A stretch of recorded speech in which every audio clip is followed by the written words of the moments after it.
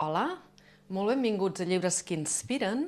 Avui us porto un llibre de Ravi Ravindra. Es diu The Pilgrim's Soul, l'ànima peregrina.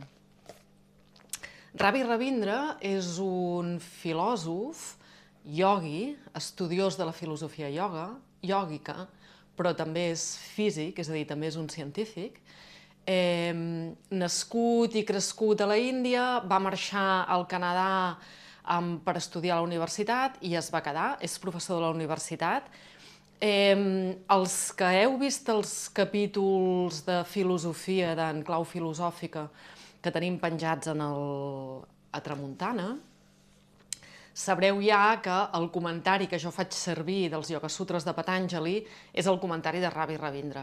Té també un comentari de la Bhagavad Gita preciós i ha escrit molts llibres basats bàsicament en el tema de l'espiritualitat. Aquest llibre, L'ànima peregrina, subtitulat Un camí cap a allò sagrat, transcendint les religions del món, és molt interessant perquè en aquest llibre Ravi Ravindra deixa molt clara quina és la diferència entre ser un creient i ser algú que està a la cerca espiritual, allò que ell en diu un searcher, en el sentit de cercador, aquell que busca. Què? Aquell que busca la veritat absoluta, la transformació, el camí del iogui.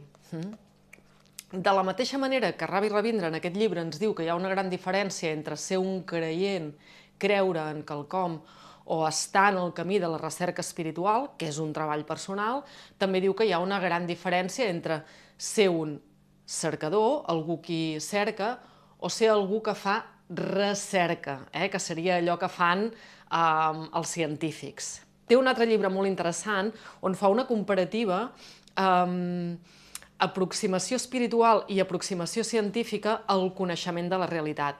No us el podeu perdre. Però en tot cas avui estem comentant aquest llibre, L'ànima peregrina, subtitulat Un camí cap a allò sagrat transcendint les religions del món. I jo us llegiré, bàsicament, us he triat uns fragments, sobretot del principi del llibre, després ell passa per diferents religions on explica diferents coses i fa una mica una comparativa, i finalment hi ha una conclusió. Jo, bàsicament, us he triat fragments de l'inici i de la conclusió us he triat un petit fragment simplement per tancar. Som-hi, doncs.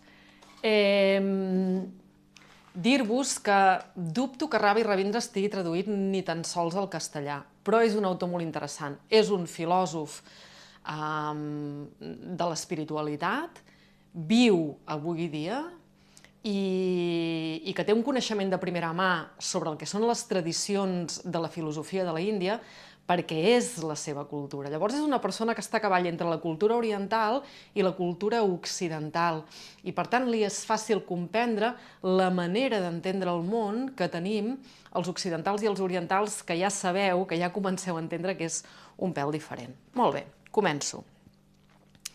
Diu Ravi Ravindra: cadascú de nosaltres està profundament condicionat per la nostra cultura, religió, nacionalitat, gènere, el segle en el qual hem nascut i l'status quo i natura dels nostres parents.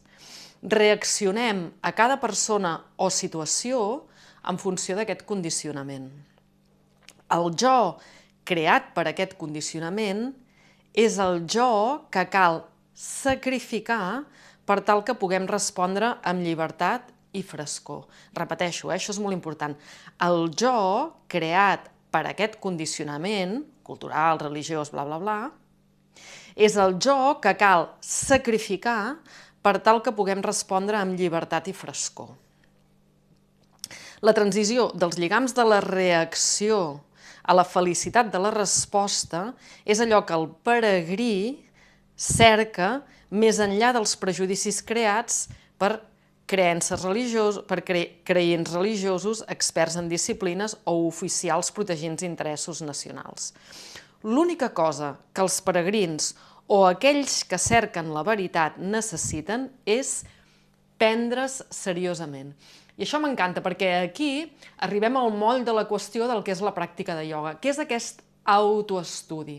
És a dir, el camí espiritual, pràctica de ioga inclosa, no és creure en res en concret, siguin quines siguin les ensenyances, vinguin d'on vinguin les ensenyances, sinó que és fer aquesta exploració personal i és molt important, tal com diu Ravi Ravindra, prendre's seriosament. És a dir, que allò que experimentem i que siguem capaços de comprendre quan fem aquest estudi de nosaltres mateixos té molt més valor que qualsevol altra cosa que hàgim llegit o que un mestre ens hagi dit.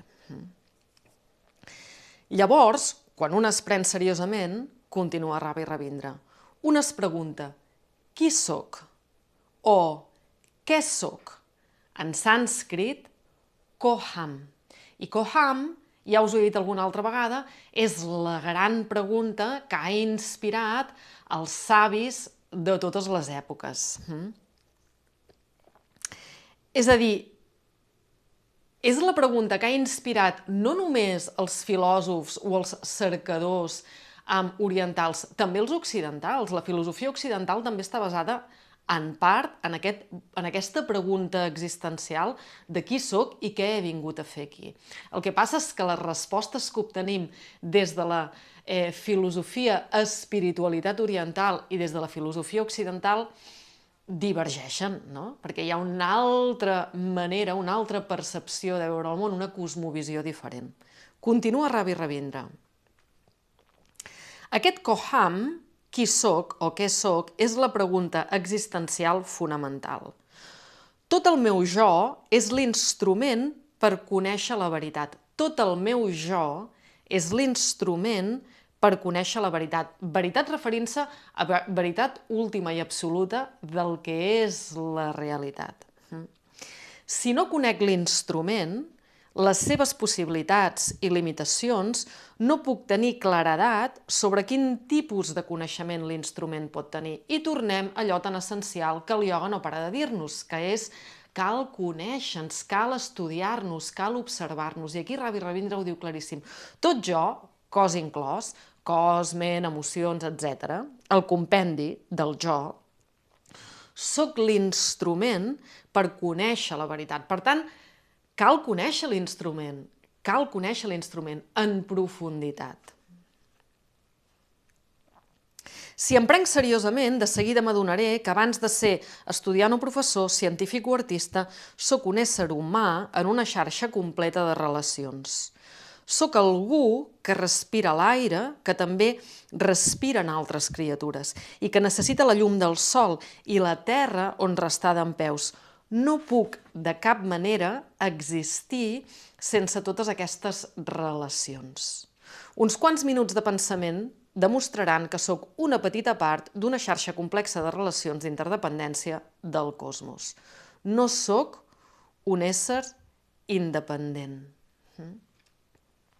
Aquesta és una de les altres reflexions fonamentals que ens trobem en tota la filosofia oriental, que és aquesta cosa de que nosaltres realment pertanyem a una intel·ligència absoluta, universal, còsmica, digue-li com vulguis, i que estem profundament interrelacionats amb tot allò que existeix i que som una part petiteta d'un sistema que és molt més complex.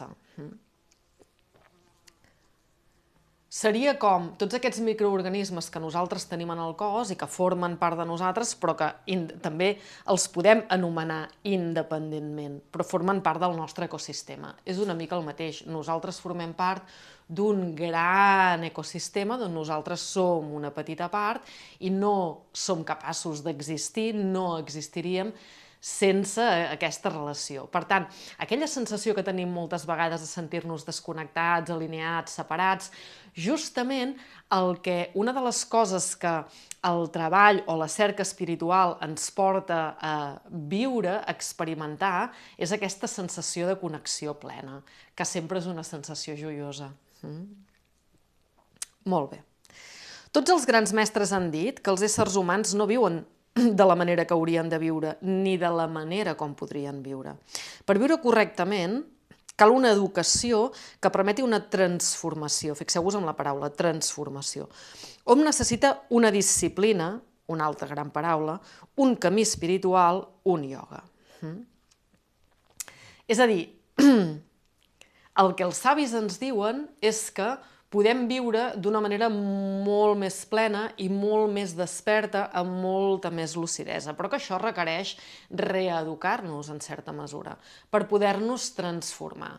I per poder-nos reeducar i, per tant, transformar, cal que tinguem algun tipus de pràctica que ens permeti sortir d'aquest marc en el qual habitualment funcionem, d'aquest marc de comprensió en el qual habitualment funcionem. El ioga és una pràctica justament per transcendir el marc de comprensió en el qual habitualment vivim.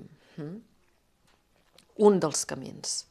I aquí em fa molta gràcia perquè Ravi Ravindra, jo que l'he sentit parlar en directe, ell parla molt sovint, per ell ioga és un mot molt ample que vol dir justament recerca espiritual. Tot aquest treball, aquesta disciplina que hom fa per transformar-se en el sentit de poder comprendre millor l'existència o la realitat. I per tant, ioga no és només allò que nosaltres avui dia entenem com a ioga, sinó és qualsevol recerca espiritual, segons Ravi Ravindra. I aquesta concepció del mot ioga com quelcom ample, que abraça simplement el camí, que parla simplement del camí, m'agrada molt perquè és molt inclusiva. Trobo fantàstic. Els que pugueu llegir en anglès, realment us recomano els comentaris de Ravi Ravindra, tant de la Bhagavad Gita com dels Yoga Sutras, perquè no tenen pèrdua. Continuem.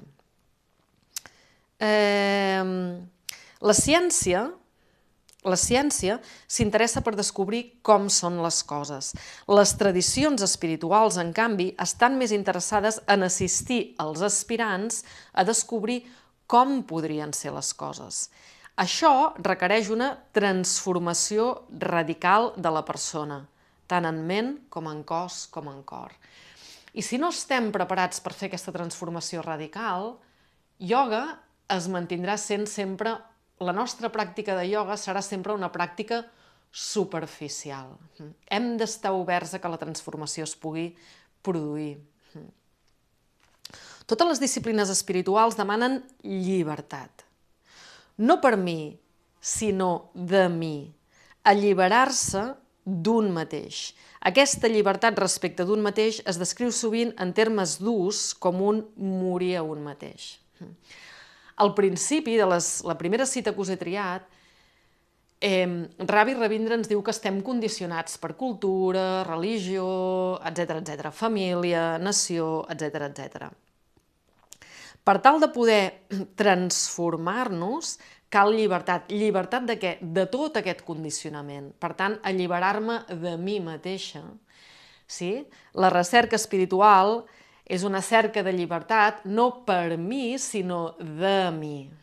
I això és una cosa que Ravi Ravindra repeteix sovint i que, per tant, per això en faig èmfasi. Aquesta llibertat respecte d'un mateix es descriu sovint en termes durs com un morir a un mateix.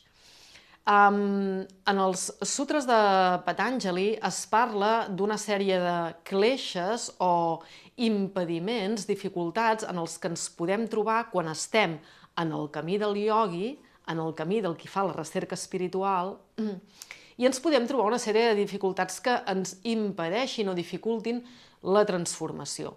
Una d'elles, n'hi ha diferents, l'aversió, el desig, diferents. Una d'elles és abhinivesha, i abhinivesha és la por a la mort. Que en realitat Ravi Ravindra, ara us llegiré el que ell diu, Ravi Ravindra, sobre abhinivesha, ho equival a aquesta por al canvi, a la transformació. Per lligar això amb abhinivesha, us ho torno a repetir.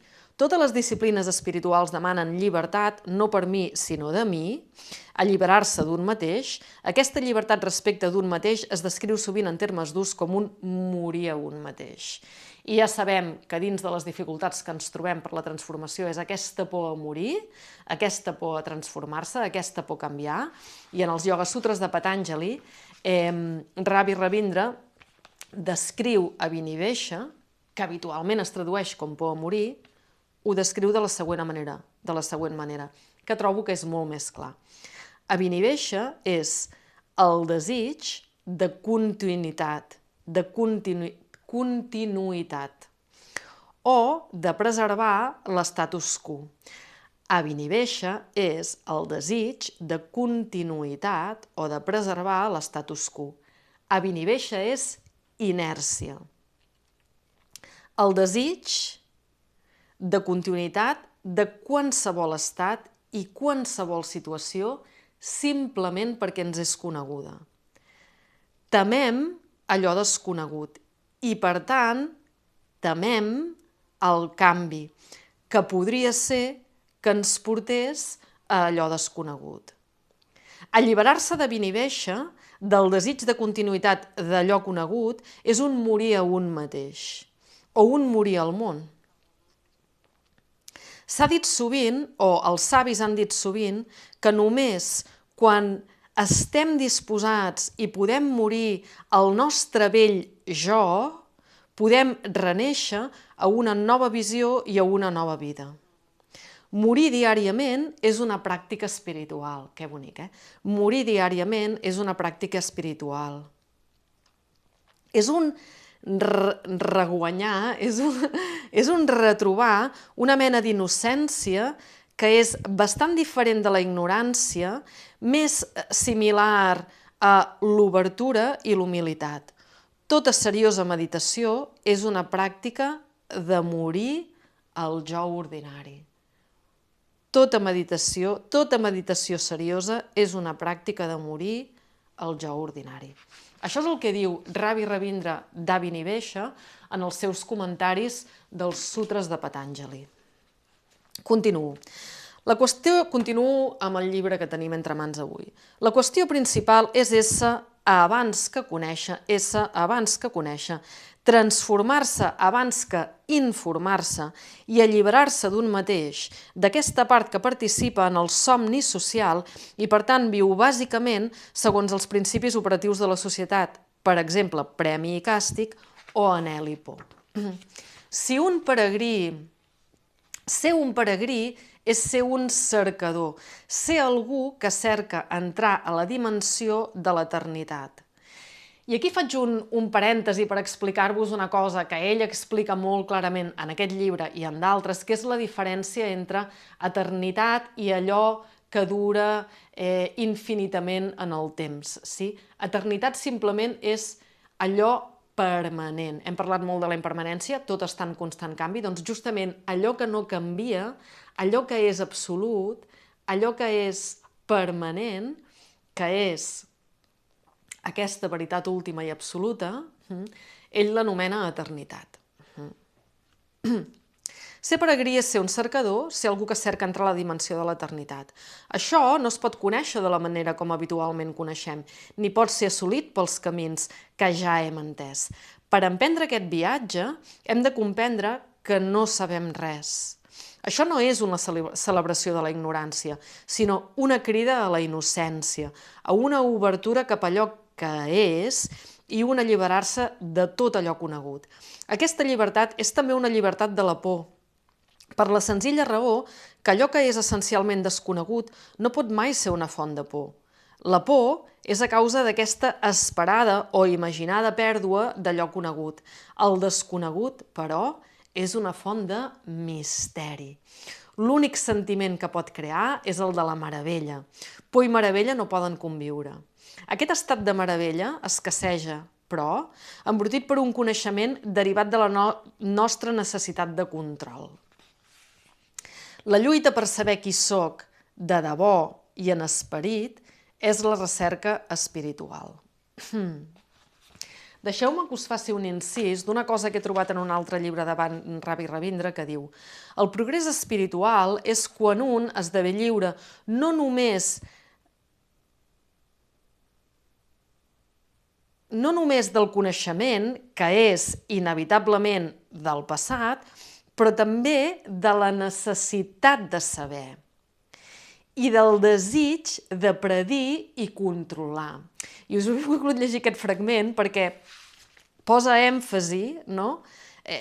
Dona més força a això que us acabo de llegir. Sembla que nosaltres volem conèixer intel·lectualment per poder controlar les situacions.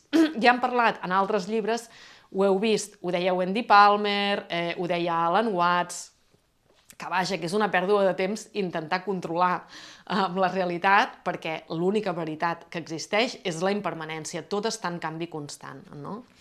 Però és cert que ens aproximem al saber amb el desig de voler controlar. I en canvi la recerca espiritual demana justament el contrari. Aprendre a no saber, acceptar que no sabem, mantenir-nos completament oberts i no desitjar el coneixement, sinó simplement restar oberts a que el coneixement arribi.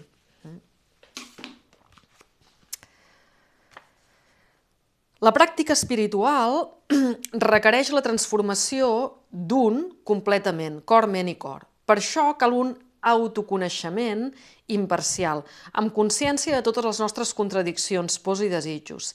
La vida diària és el material per un autoconeixement veritable. Autoconeixement o autoestudi, svadhyaya, gran tema de la pràctica de ioga, tema essencial de la pràctica de ioga i que aquí posa de relleu Ravi Ravindra. És justament on vivim, la nostra vida és un holograma. Cada part conté el tot i pot revelar el tot. El peregrinatge és el camí de la nostra ànima. L'ànima peregrina cerca com veure amb ulls diferents i no pas com veure més i més coses amb els mateixos ulls. Tornant a aquesta cosa de conèixer l'instrument, no? Si ja tenim una idea preconcebuda del que el nostre instrument pot percebre, sempre estarem percebent el mateix tipus de cosa, el mateix nivell d'informació. Aquí el que Ravi Ravindra ens demana és obrir-nos a un coneixement que pot tenir un nivell i una dimensió diferent. És aquest voler veure, estar obert a veure amb uns ulls completament diferents. La idea no és veure més i més coses amb els mateixos ulls, sinó començar a veure allò que és amb uns ulls diferents. La raó de ser de l'educació espiritual és promoure el canvi en la qualitat de les accions i relacions de la persona. No es tracta d'adherir-se o acceptar doctrines, dogmes o fórmules. La vida espiritual no va de creure en quelcom, sinó de viure cercant.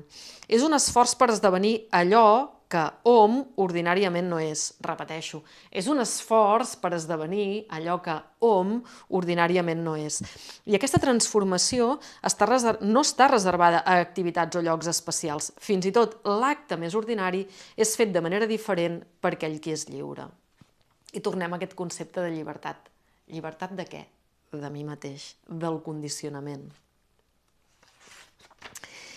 I tanco amb un fragment que trobem en la conclusió del llibre que diu: l'obertura a allò sagrat requereix sempre d'un sacrifici, principalment de la nostra petitesa, que és reforçada per una identificació exclusiva amb una religió, nació o creença particulars. L'obertura a allò sagrat requereix sempre d'un sacrifici, principalment de la nostra petitesa. Ravi Ravindra parla també sovint en els seus textos, en els seus llibres, en els seus comentaris, que hi ha una gran diferència entre el jo, amb majúscules, i aquest jo petit, en anglès, the small self, que és tota aquesta màscara, idea, caràcter que ens hem construït conscientment o no, i que té tot aquest condicionament en funció d'això, on hem nascut, quina és la nostra cultura, quina és la religió de la nostra família, etc. etc. És el personatge. Més enllà de totes aquestes màscares i totes aquestes capes, hi ha aquesta essència de qui nosaltres realment som, que és el que el camí espiritual ens demana que descobrim. I per tant, perquè això pugui passar, perquè jo pugui entrar en contacte amb aquesta part essencial de mi mateixa, haig de poder fer fora, sacrificar tots aquells condicionaments que porto a sobre tota l'estona. I aquest fragment final per mi és un fragment molt, molt, molt inspirador i que personalment em parla molt, que diu: una persona que no ocupa ni aquest lloc ni aquell, físicament o intel·lectualment, pot estar incòmode, però aquest és el preu d'estar viu i ser lliure. I què és el que trobo espectacular d'aquest petit paràgraf? El que trobo espectacular d'aquest petit paràgraf és que emfasitza el fet de que el peregrí, el que està a la cerca, està en camí, està en exploració constant. No és mai arribar a un lloc, ni és estar en un altre lloc, sinó és estar en camí. Per això parla de l'ànima peregrina. Aquesta exploració, aquest estar fent un camí, sempre des de l'exploració, des de l'observació, des de l'autoconeixement, des de l'autoestudi. Per mi és molt important. Marca, és allò que jo trobo realment essencial de la pràctica de ioga, el que a mi m'ha portat a fer pràctica de ioga, o a restar en la pràctica de ioga. Dubto que el primer dia que vaig anar a fer pràctica de ioga tingués tot això en ment. I també és una mica el que marca i dibuixa i dissenya el meu estil de vida, no? I llavors és un paràgraf que em parla personalment moltíssim i com que a mi em parla molt, aquest paràgraf m'interpel·la molt, doncs us el rellegeixo. I és el paràgraf amb el que tanquem el capítol d'avui. Una persona que no ocupa ni aquest lloc ni aquell, ja sigui físicament o intel·lectualment, pot estar incòmode, però aquest és el preu d'estar viu i ser lliure. Fixa-t'hi. Per estar viu i ser lliure hi ha d'haver una certa incomoditat que té a veure amb el fet que estem en trànsit, en moviment, en camí, fent un peregrinatge, en exploració, en procés de transformació.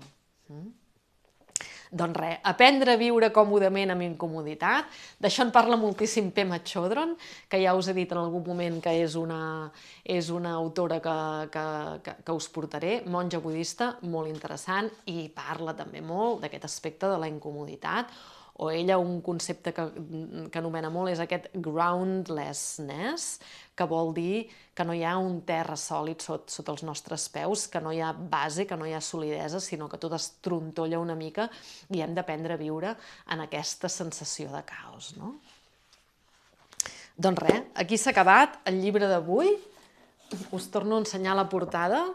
L'ànima peregrina, gran títol per un gran llibre, molt fàcil de llegir, que recomano tot el llibre sencer als que llegiu anglès.